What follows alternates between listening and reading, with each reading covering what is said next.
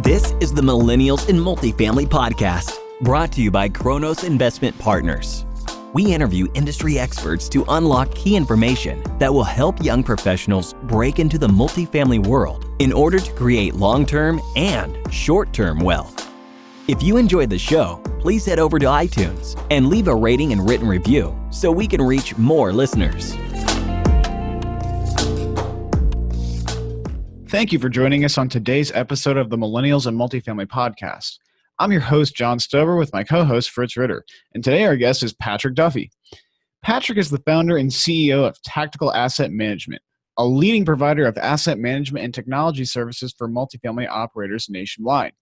He's also an active multifamily operator with a portfolio encompassing over 1,700 units and a market value of $90 million, all of which has been acquired in under 3 years.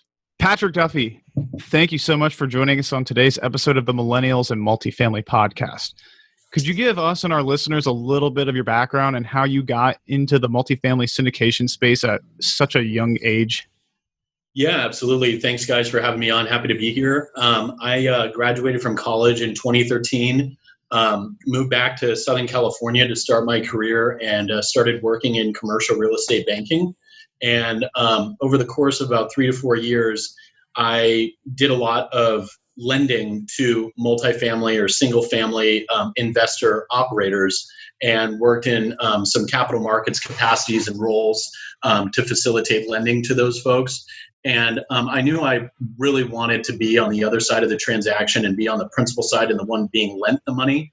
But I really had no idea how to get there. And fast forward a couple years after really getting burnt out in the W-2 environment and having kind of an entrepreneurial spirit, I reached out to a former client of mine that I had lent money to, and who was a younger guy, and I asked him, how can I get started? And met with him a couple times, and he was the first to really put the bug in my ear regarding partnering and finding not necessarily a mentor, but finding someone where I could add value to, either sourcing deals or underwriting, and really just finding someone that I could effectively apprentice.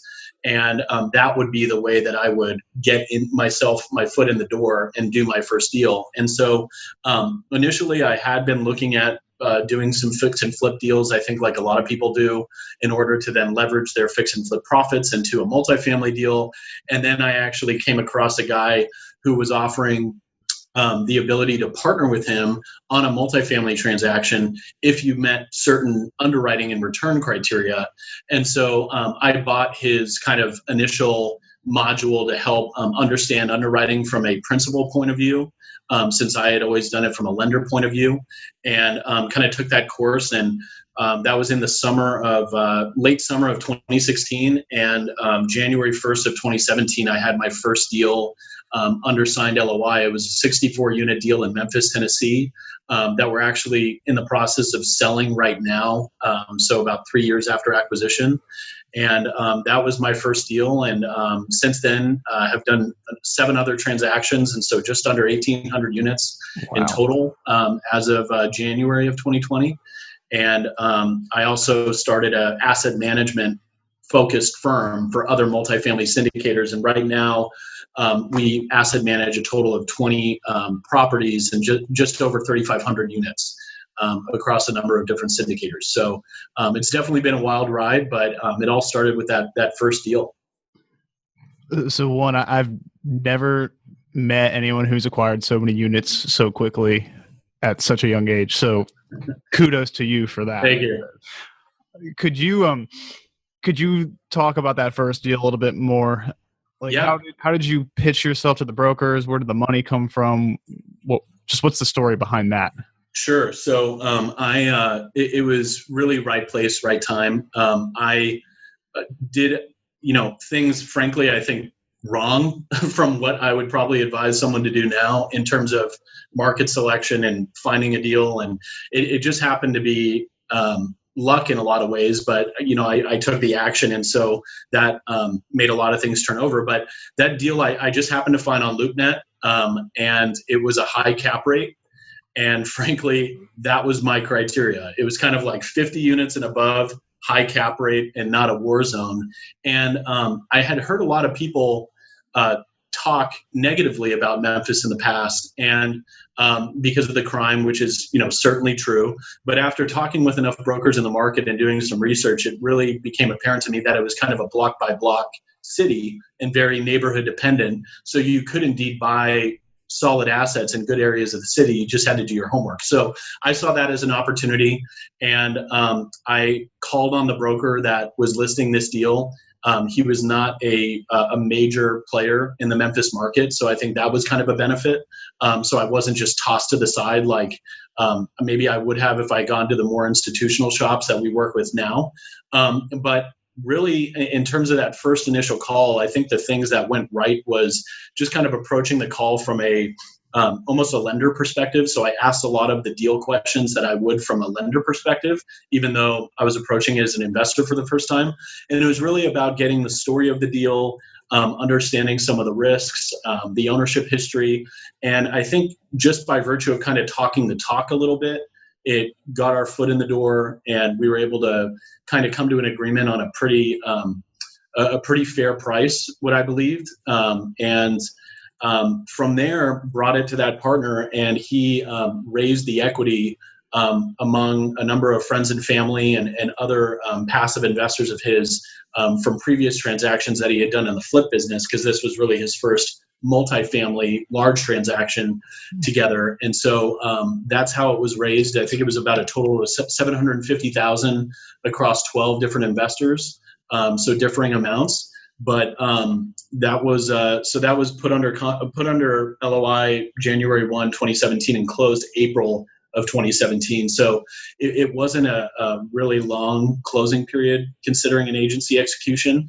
And it was no deal has been easy from a closing perspective, but definitely learned quite a bit during that first closing. So what did the business plan look like on that deal, and how did you come up with that? Yeah, so the business plan was extremely basic based on what we do now in our business plans. It was a pretty modest unit renovation plan and a pretty modest unit premium projection. There wasn't a lot of research behind it other than kind of feel and talking with some of our property management partners at the time. Their basic guidance on maybe what we could get were obviously a lot more forensic and detailed about underwriting and knowing what we can get before we go into a deal now.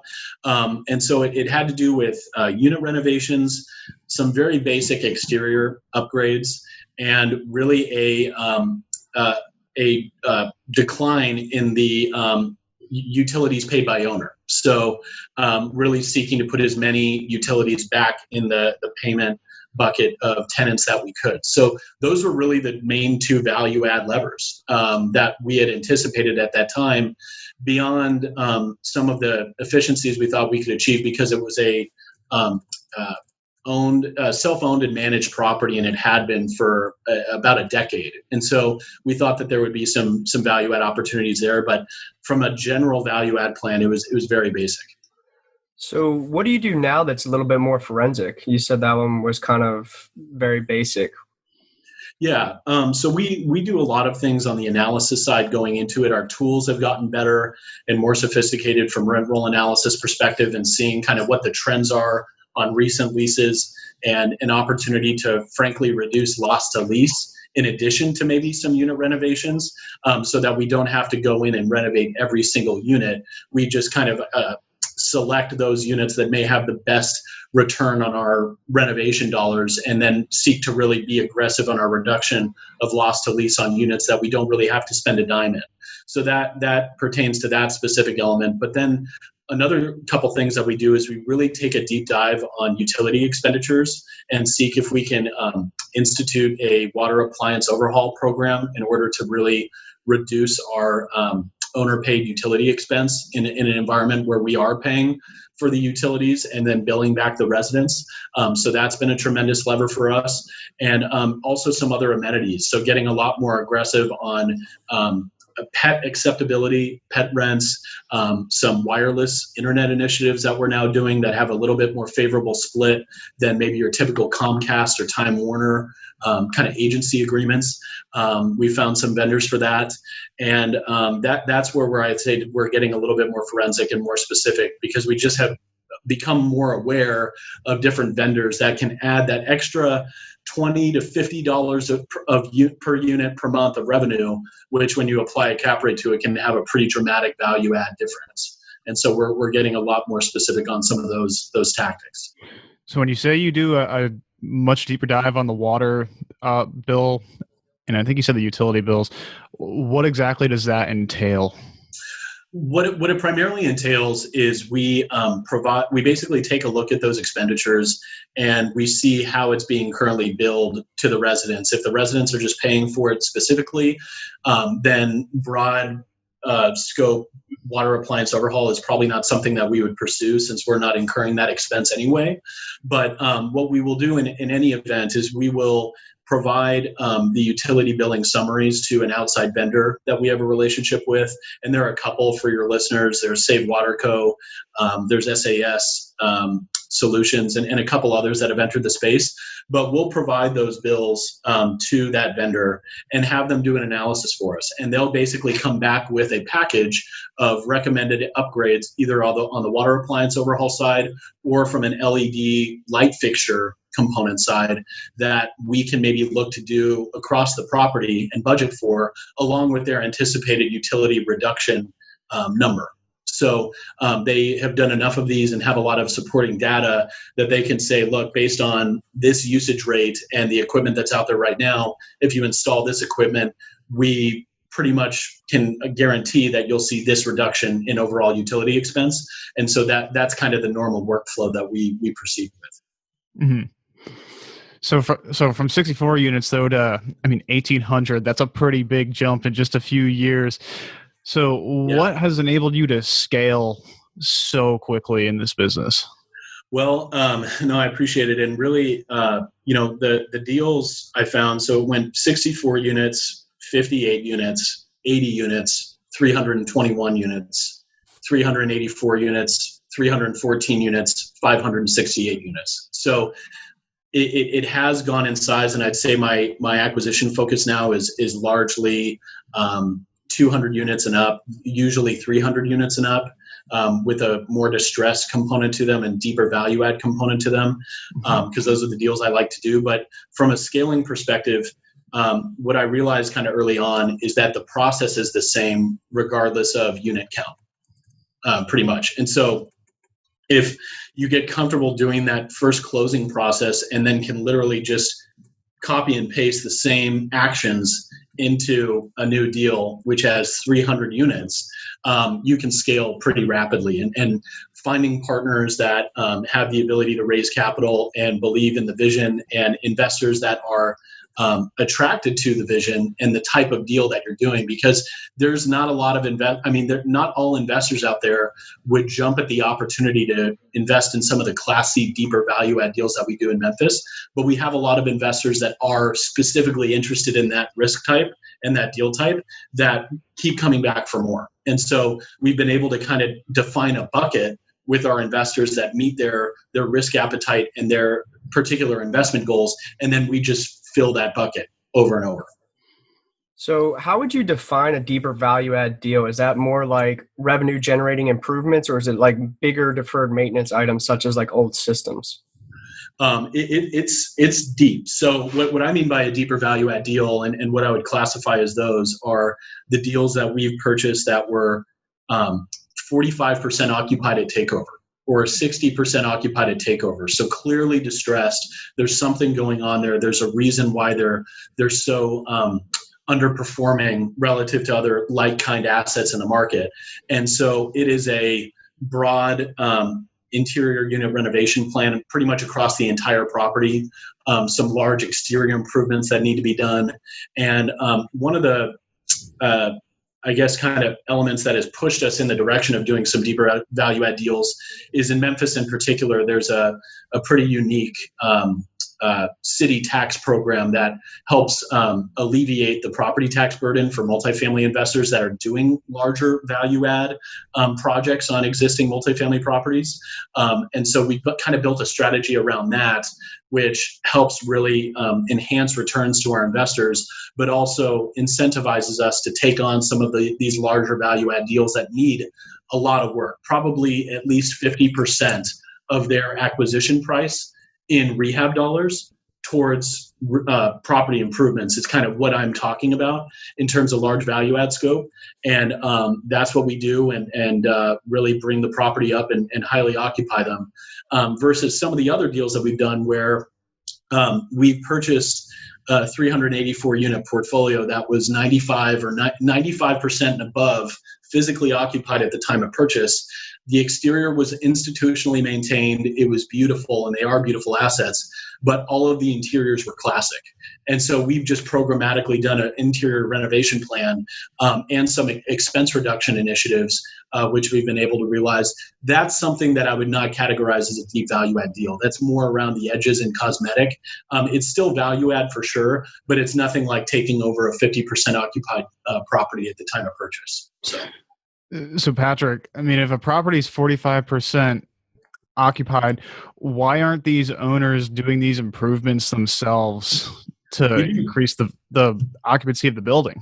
You'd be surprised. Everyone has their own motivations as to why they decide to let an asset get to where they do. And we've encountered a number of different stories. One in particular was this owner was the original owner and developer, and had owned it for over 30 years and had no basis in it anymore. It was completely unlevered, and they just did not really care to add the value to the asset themselves anymore. They had already kind of earned their money, and it was just kind of sitting there, and they were slowly selling off their multifamily holdings and 1031ing them into senior living assets. And so really they were just kind of waiting for the next senior living opportunity to come along before they started selling each additional asset in their portfolio. And we just happened to come along when they were ready to sell the 321 unit property, and we came in and we were able to win it. Another property that we just purchased in January was 568 units. It's our largest acquisition to date. And that was delivered about 40% occupied at the time of closing. And that particular owner had, it was their last asset in Memphis. They had just sold a 15,000 unit portfolio that they owned. And so this being the last asset in Memphis, it was clearly glossed over by the previous buyer because of the state that it was in, but it represented a really beautiful acquisition opportunity for us because we had about 1,000 units in that particular submarket already in Memphis. And so we came in aggressively knowing what it could be once renovated, and we're able to pick that up at a good basis. But yeah, to your question, everyone has their own motivations as to why they let these properties kind of go into the state that they do, but they just represent good opportunities for us buyers to come along and re-inject new life into them. So I think you made a great point, though, is when you're looking at these heavy value add deals, 45% vacancy, you have to figure out why it's vacant or why the occupancy is that low. During your due diligence process, what are some things that you're looking for so you can figure out that reason why? Sure. And I'd say that, it probably even starts well before that. And the way that I approach acquisitions is I always start out with the story. I really don't want to spend time on a deal unless I understand the story as to why it's coming to market, what's happened historically at the asset, what's the ownership like. And I really try to find those key components of tired ownership, uninterested, lack of money, partnership split, all of the above, that points to a specific stress point that is the reason why this asset is coming to market. Because I know that there's things that aren't being done there that we can clearly improve upon and bring value. And so when I look for those elements of stress or distress, I really dive into how is it being managed. And if it's being self-managed, in my experience, I've seen a lot of self-management leave a lot of value on the table. And so that's a key element.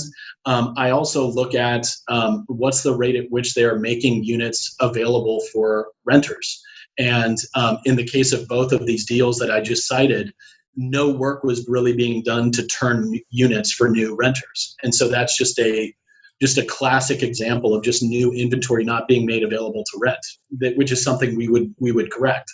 But you can get a sense pretty quickly, and I get a sense pretty quickly from talking with my broker relationships and property managers that I work with that have long history of knowledge of these assets as to why they may have fallen into disrepair and why they're a good opportunity to buy.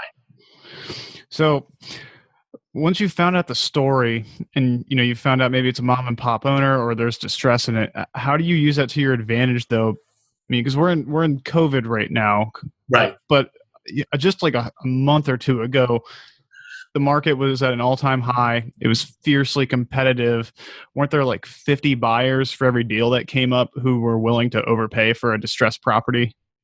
Yeah, we definitely saw it becoming competitive over the course of the last year, and there are very few deals that I go at very hard because I really try to focus in and basically snipe the ones that I want the most and allocate all of my effort towards those as opposed to just sending out a ton of offers, which I'm not against at all. I think it's important to get out there and start submitting offers, but I just tend to kind of laser focus on the ones that I want the most. And I was definitely seeing a lot more competition for those than what would be normal. And that I think was people's search for yield for sure, and maybe coming into those secondary or tertiary markets, which Memphis absolutely is. So you had new market entrants and people searching for yield. So that was definitely increasing the potential buyer pool. And actually the last deal that I was evaluating pre-COVID, we were in best and final when basically the country shut down in late March. And we pulled our offer because we just fundamentally couldn't. We knew that the underwriting of the deal had changed. We just didn't know to what degree, but we knew that basically our offer price was no longer supported by the underwriting that we had done. So that was the last deal that I have evaluated so far. And it's a shame because I would have loved to win that deal. It was going to be fantastic. And it bordered a 200 unit deal that we purchased a year ago. So, I mean, it was, we knew exactly what was going to happen to the property once we implemented our changes and would have loved to have it. But unfortunately, with all of the uncertainty, we just had to unfortunately pull our offer from that scenario. And so I can't really comment too much on what's happened over the last 30 days because I haven't personally been pursuing any transactions myself. But I think, I'm not going to make too many predictions towards the future as to what happens with COVID, but from what I'm seeing, I'm starting to see a trickle of emails start going out for marketing new deals and maybe bringing deals back that maybe previous buyers had pulled out of. So I'm starting to see the transaction activity ramp up as of April 30th again. And I expect it to come back, but the sentiment that I have from a lot of my partners and investors that if there is a compelling enough opportunity, then we're absolutely going to go towards it. And we definitely expect that there's going to be some pricing cuts realized as a result of maybe the stresses of COVID or a lack of buyers out there. Alternatively, if I'm a buyer or if I'm a seller, actually we're selling 2 properties right now. We are very cognizant of the fact that a lot of people are retrading and getting price decreases. We have not given any price decreases on the assets that we're selling. We're just giving time increases. So we're committed to working with the buyers to get through some of the uncertainty with the agencies at the moment. And we're being accommodative towards that, but we're not really being accommodative towards any price decreases because we're not that desperate to sell. So I think that there's going to be some element of that too, where there will be people that are probably desperate to sell based on where they purchased and COVID happening. But I think there's going to be a lot of other buyers too that frankly don't need to sell until the market rebounds a little bit in their favor. And if it were the case of some of the more distressed or deeper value add deals that we purchased, they were distressed primarily because of their own inaction, not because there was a gun to their head that said, hey, we need to sell this asset today. So those opportunities, may just come to market when they come to market and may not come to market amidst all the COVID stuff because they're just not under that much pressure to sell right now.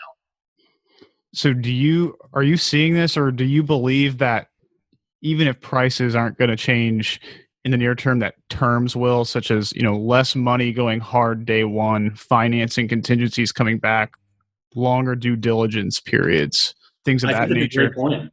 Yeah, I think you bring up a great point, and I wouldn't be surprised if those start making their way back into contracts. And I know that some contracts that I've seen some of my colleagues send out and negotiate have included a force majeure clause that can basically protect them from something like this happening again, where they can basically pull out without penalty because of the uncertainty of something like this occurring. But I think what you bring up specifically with regard to financing contingencies is a really good one, because what I've seen just from the seller's perspective now, working with buyers looking to buy my properties, the agencies, and I felt bad for them, and that's why I was very open to working with the buyers on these deals, because the agencies were literally changing terms on them daily.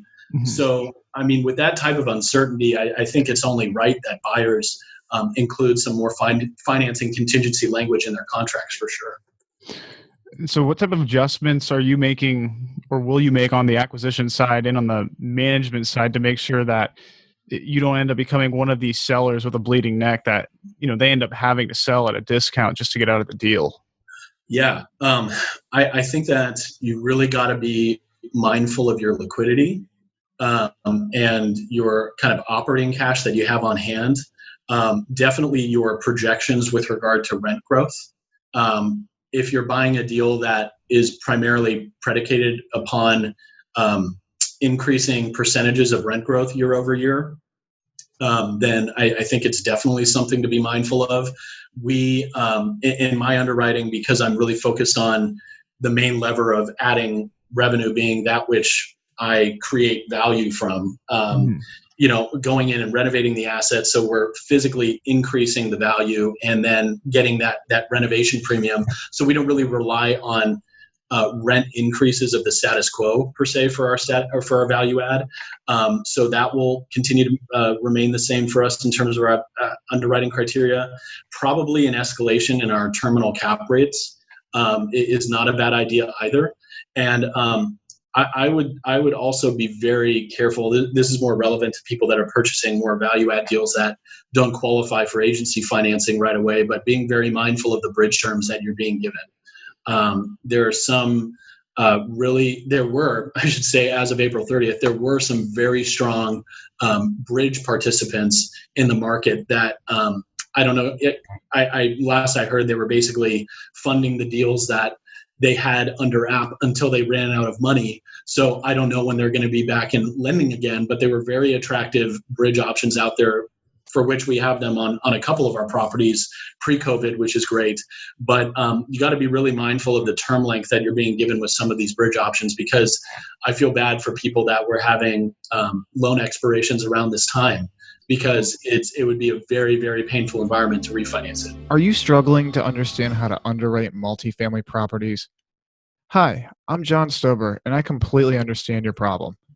I thought underwriting would come naturally to me due to my background in finance and accounting, but I quickly found out that there aren't a lot of resources that cover this subject. I had no idea whether what I was doing was right, wrong, or just original. I don't want you to have to pick up little nuggets here and there like I did.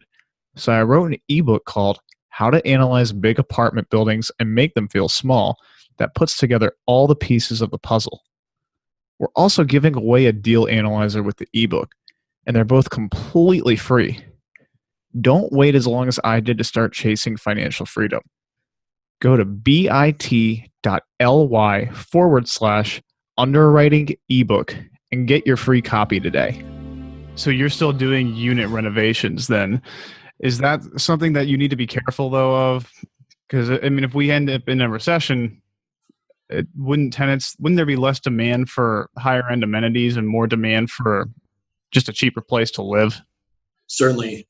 We monitor our unit renovations very closely. And so on deals that are highly occupied, that we are programmatically, and by programmatically, I mean with every move out, we go in and renovate. Mm-hmm. Maybe we're doing that on the order of 10 to 15 a month at some properties. We're always paying attention to tenant feedback or prospect feedback and whether the market is accepting those higher rates, and more importantly, what premium we're getting. So we have found, because of our asset management practices, we have found some units initially come out strong and start getting a good premium, and then that premium start to dip. And so we've actually toggled off those unit renovations while maintaining other unit renovations at the same property that are getting a larger premium. And so there are some properties where it's a much, much deeper value add that frankly, we can't stop the unit renovations. We must do the unit renovations. Like the 568 unit property, we have almost 400 units vacant there right now that we must renovate so that they become livable. And so that work won't stop. But for some of the more highly occupied properties where we're doing unit renovations, we're monitoring that very closely and kind of toggling the switch on and off as the market tells us to. So how are you collecting that feedback from tenants? Primarily when they walk in the leasing office and our leasing agents talk to them and their feedback with regard to our rates. And so we have weekly calls with our regional managers, and we ask them how our tenants or prospects responding to our rates. And it's either too high, or I think we can go higher, or it's right in the sweet spot. And so if they're too high, we'll make an adjustment downward.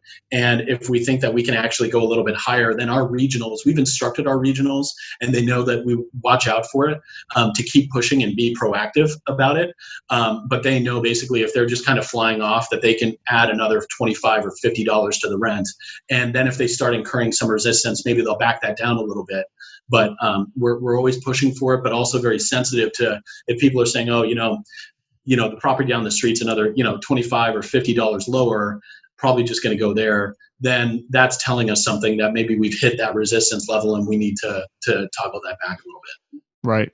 So are there any reports or KPIs that you keep track of to manage that?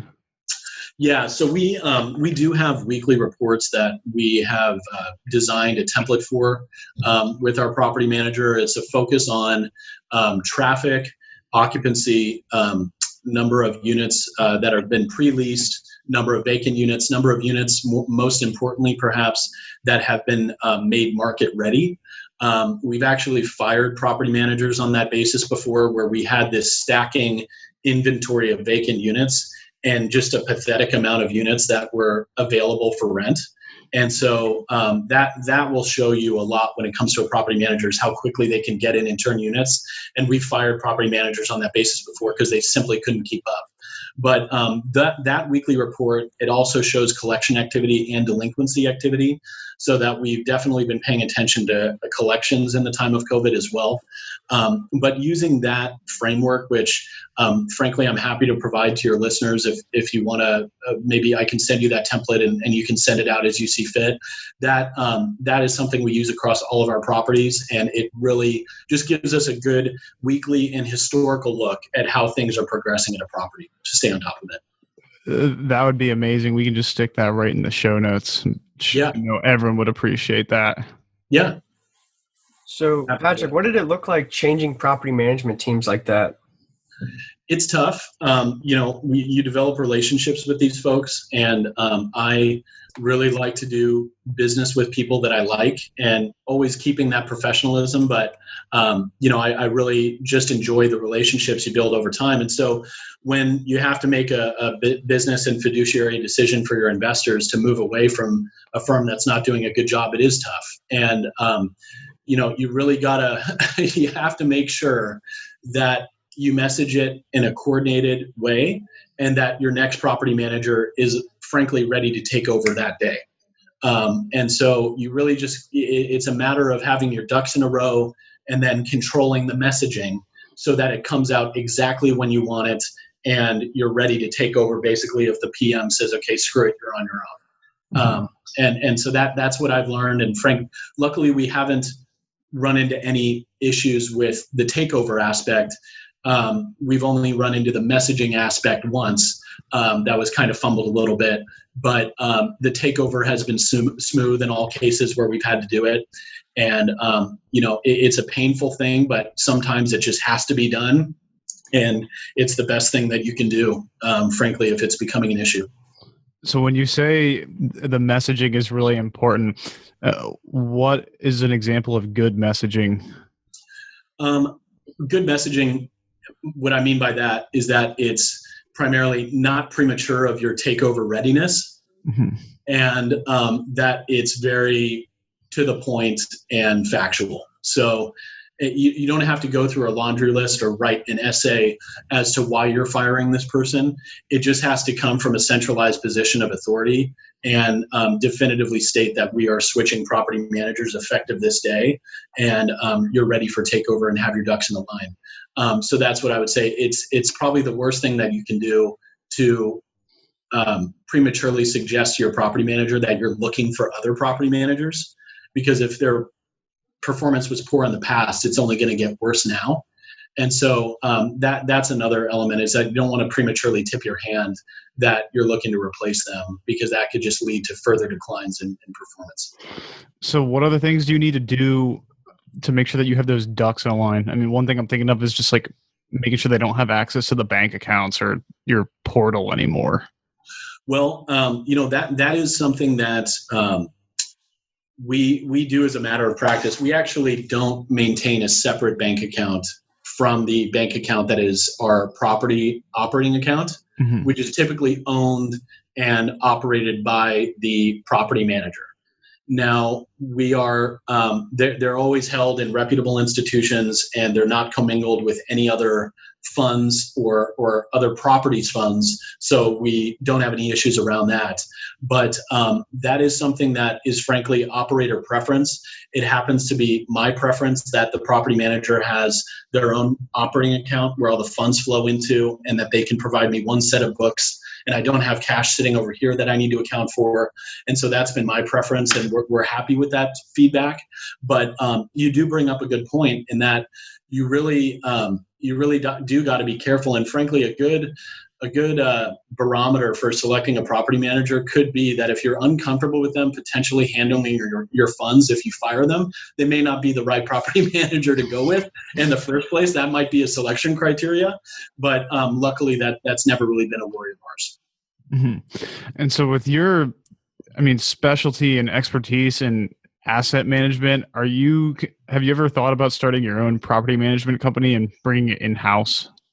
No, I have not. I think it's inevitable at some point that all of the larger operators tend to start self-managing around a certain unit number, whether that's 5 or 10 or 7 or 8. It's kind of operator specific. So it's inevitable that probably will occur if the current trajectory continues. I think what's more likely, and what I'd like to do, is probably just start a partnership with our property management firm that we really like, to be able to allow them to continue doing their fee management, but maybe give them a slice of the equity or ownership equity in the projects that they partner with us on, so that we can minimize our property management expense at scale, but maybe not always have to do it ourselves. Because frankly, I'm not opposed to it right now. It seems a little bit daunting just because I'm having my hands full with the asset management that I do right now across 20 properties that we asset manage, that I can't imagine taking a step further doing all of the property management as well right now. And so I still very much value and revere the work that our property management partners do. But I think at a certain point, it'll definitely just have to happen, that there will either have to be hires that are made that are specific for property management, or a partnership will have to be formed for property management with that partner. So if you took either of those two options, would that have to be specific to one market, or would that kind of allow you to scale out and implement your systems into other markets that you may want to enter at some point? It's a good question. And the property management partner that we work with a lot now is a firm called MultiSouth Management Services down in Memphis, Tennessee. They're a southeastern regional manager with about 12,000 units under management. We really have a phenomenal relationship with them, and they're excellent at what they do. And a lot of clients have taken them outside of the region to other parts of the country to manage for them. And so I would not be opposed to doing that similar geographic travel. Luckily, all the markets that I'm primarily interested in are in the southeastern U.S. And so it would just make sense to utilize my current property management firm for those markets. But I frankly would advocate for people listening to this podcast that are maybe interested in getting on the operating side themselves, is really find in a market the property manager that knows that market best. They know the guy with the pickup truck that does a great job on interior unit renovations and isn't going to kill you on pricing. And they know that market, and they can tell you the history of that market and help you make money in that market. And that's why we selected MultiSouth, because they are the guys in Memphis. They just happen to be able to travel and are able to travel to some of these other smaller southeastern markets where maybe there isn't a big dog property manager, and MultiSouth is the best option for that market. But I would advocate really for everyone to really find that property management partner that is the man in that market, because they're just going to open up a world of opportunities for you, not only from saving money and making money on your deal, but future acquisition opportunities as well. So that's something to consider. How long did it take you and your company to realize that MultiSouth was the man in Memphis? We had learned that following a couple conversations once we got into the market, because we really didn't know about them until after our first or second purchase in that market, and then we were introduced to them, and frankly didn't even meet their unit count minimum until to become a client, until our fourth deal. And following the fourth deal, which was a 321 unit property, we then consolidated the first three deals under one portfolio under their management. And so we came to know them later as we met more people in the market. And that just happened to coincide with MultiSouth's greater marketing efforts to become known in the market, because they were kind of a smaller shop working with a couple large owners themselves and weren't really that public facing at that time. So it was kind of a unique situation. But I think for anyone entering a new market, you talk to the brokers in that market that control most of the inventory, and they're going to be able to rattle off a list of the property managers you should talk to. So besides referrals, what are some other things you do to vet property management teams? Great question. We really place a large emphasis on their accounting ability and the speed at which they can do unit renovations or large scale CapEx projects. But from an ownership perspective, accounting, as dull as it is and as much as I despise it, it is an extremely important aspect of being an owner, and making sure that you're not caught with your pants down when it comes time to pay a large annual expense that, oops, we didn't accrue for this. And so I think a lot of people, unfortunately, sometimes fall into that situation. And because it's just that $2,000 that you forget, a month to just automatically accrue, can come to bite you, especially if you're just starting out. And so I have found that accounting and accounting ability from a property management partner it has to be good. It has to be great, frankly. It has to be great. And really, then number two is I'm looking at their ability to really move quickly and at scale with larger renovation projects. And I'd say that one probably follows the other. If the firm can do large scale renovation projects, then they probably have a decent accounting team that can accommodate your needs. But those are really the aspects. And frankly, I want to talk to some of their clients. I want to see what their clients have to say about them, because that, we've learned some really good information from them as well. And so those are the three main components that I kind of tend to hone in on when evaluating a PM. Awesome. So besides being able to use the best property management company in the market, what types of efficiencies did you start to recognize once you had really grown your portfolio in unit count? Great question. We're starting to do a lot of consolidation around the service contracts and the various vendors that we have at our properties. And I don't know if this is an experience shared among other operators, and I imagine it is, but it's one that we're experiencing where right now we, across the 20 or so properties that we asset manage, we have a number of different regional managers, and not all of them are with this one property manager. We have a couple different property managers and different regional property managers under that property manager. So it's a lot of different people. And sometimes even within the same property management company, regionals may not share a vendor relationship that they have with another regional, not because they don't want to share. It's just because this regional may have worked with this landscaping company for a decade, and this regional over here has worked with a pest control company for the last 5 years that they really like. But when you compare the service contract costs on a property or per unit basis, you can realize some significant savings just by getting portfolio-wide service vendor contracts. And I know it's kind of a boring and not sexy thing to do, but it's one of the things that now we're finding just incremental ways to add value to our portfolio by streamlining some of these things and getting portfolio-wide bids on some of these contracts. We're also seeing some real interesting efficiencies provided by the leasing software and application software for our tenants. A lot of property managers tend to do things pen and paper, especially at the working class level or lower class B level. And so to the extent that we can modernize that and bring a lot of that online, we're seeing a lot of efficiencies gained there as well. And there's actually a tremendous company that we've recently started working with that I would recommend to anyone looking to get in on the operator side, called RentVision.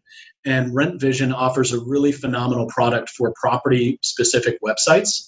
And I always thought that property-specific websites were a little bit gratuitous, and frankly, why would you do a property-specific website when you could just kind of put your property on an apartments.com or RentPath or Apartment Guide and get blasted out to a bunch of websites? But what we're actually seeing is with the right Google ad spend and kind of help from a RentVision type company and the right photos and videos, we can actually outperform the traffic generation than the traditional paid internet listing services or ILSs, such as an apartments.com or the RentPath family of companies.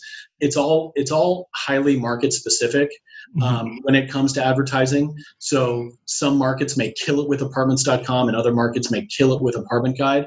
But what we're seeing now as we start to get larger is by implementing these single property websites with a closely monitored and automated kind of Google ad spend, we're actually seeing a significant reduction in our advertising as well, and frankly, a better presentation of our product. And so that's something that we're really starting to do portfolio-wide that I think is definitely not only improving the bottom line via increased revenue, but also reducing our advertising expense, which is having a dramatic effect. So when you have a portfolio as large as yours, is the end game to sell the entire portfolio so your buyer can realize those same efficiencies that you have? Yeah. So, I mean, my personal portfolio is about 1,800 units across 8 different transactions, 2 of which we're selling right now to 2 different buyers. We had originally marketed 3 as a portfolio with the desire to sell all to one party, just didn't work out. And so now we're selling 2 properties to 2 separate buyers. Would I love to sell the remaining 6 to one buyer? Absolutely. If it all works out and it's accretive to each deal's investors, then I would absolutely love to pursue that. It'd be great, one-time closing. I think some other operators that are definitely gaining a large portfolio that up in the 5,000 to 10,000 unit range, they're it makes sense for them probably to do a one-time sale to a larger buyer. And I'm focused on my journey. It's kind of 1,000 units per year, kind of slow. It sounds, it's funny. I thought that was like going to be crazy, but I'm focused on 500 to 1,000 units a year for the next 10 to 15 years, and or 20 years. Because I love multifamily. I love this business. It's what I'm meant to do, and so I view this as a long career trajectory, not a 10,000 units by the next 3 years type of sprint. I just see it more as kind of a long race. So if that demands that at the end of 10 to 15 years, it's one large portfolio sale as opposed to a transaction or 2 every year, kind of trading in and out of the portfolio, then I'm fine with that. But I haven't really given too much thought to it. But it seems like the folks that are getting to that kind of max capacity or that level, that is what they're tending to do, is just one-time portfolio sale, which makes a lot of sense. It makes a lot of sense. All right. Well, Patrick, unfortunately, we're running up on time, which is sad because there are so many nuggets that you're spitting out right now. But I want to get to our section that we call the Fast Five, which are the 5 questions we ask every guest that comes on the show. So if you're ready, we'll get right into it. Let's do it. All right. So question number 1. If you had to start all over again and you were in your early 20s, which isn't that long ago for you, how would you do that? Or I guess in your case, what would you have done differently? You know, I I'd probably do the same thing, frankly. I just get what I get really good at is underwriting and knowing really the fundamentals of underwriting, so that when it comes to offering value to a partner and being able to bring them transactions that meet their criteria, you can back it up and they don't ignore your emails. So that's what I would suggest to someone starting out, is to get really strong at the underwriting. Even if it's not your strong suit, just get competent enough at it so that you know what you're talking about when you're talking to a partner that you're looking to get started with. Well, that plays greatly into our next question. How do you see young professionals adding the most value to experienced operators in this space? Yeah, get an understanding. And I would say that young professionals generally don't have the Rolodex or the ability to raise capital at a very meaningful level. Not saying that they don't, because some do, but largely young professionals, as I was, we're making, low six figures, something like that, and maybe we don't have the capital ready to invest, or aren't ready to invest in some of these alternatives like more older and established professionals. So spending a lot of time on capital raising probably isn't going to yield the best time or best results for the time that you spend. And so that's why I would suggest that young professionals looking to get into it, if they're looking to get in on the operator side, really focus on underwriting and talk with folks that are looking for deals, and really try to make the deals count, and not just flood them with like, hey, I got this referral, I got this opportunity, what do you think about it? It's such a time waste. And I won't even look at someone that says, hey, take a look at this OM. I'm not going to spend time on that. And because I can do that myself. And so if you really want to add value to someone as a young professional getting into the space, learn how to underwrite and bring them actionable opportunities that are worth exploring. Awesome. So question number 3, what's the biggest mistake you've made what's the biggest mistake you've made in your career, and how have you since adjusted your business? Multifamily or outside of multifamily? Let's keep it to multifamily. I think generally the biggest mistake that I've made, luckily on just the first deals, the first 1 or 2 deals, was being undercapitalized, and really not understanding the true scope of the renovation that we needed to do in order to generate the value that we wanted to generate, and being undercapitalized as a result. And frankly, a lot of that stemmed also from buying sub 100 unit properties. And I should say that every sub 100 unit property that we've bought has been self-managed. And I think that's pretty indicative of why, because the economics significantly change when you hire a third-party property manager for a sub 100 unit properties, just because of the economies of scale and the number of units there are. So the payroll is going to be felt more, and some of the maintenance expenses are going to be felt more on a smaller property. And so that third-party property management on a sub 100 unit property, paired with not underwriting as well as we do now, left us to be undercapitalized and really created some stress, and frankly hasn't allowed us to take the property to the value that we want to take it to. We've done enough things right where we're still going to make our investors money and not lose any of their money, which is my absolute number one rule: never lose $1 of investor money. So we're still going to make some money for our investors. It's not as much as I wanted to make for them, but frankly, we're going to make the most for them by selling now, as opposed to holding on and trying to resuscitate a deal that frankly we just have kind of run to the end of our road on. And so that's the biggest mistake that I've made starting out the career. And now I just ensure that we don't get undercapitalized. If it means postponing or delaying distributions, or making a lesser distribution than projected in order to remain more and decently capitalized, then I'm going to do that, because I'm just not going to let a property run out of gas prematurely. Very good lesson. What's been your favorite way to incorporate technology and social media into your business?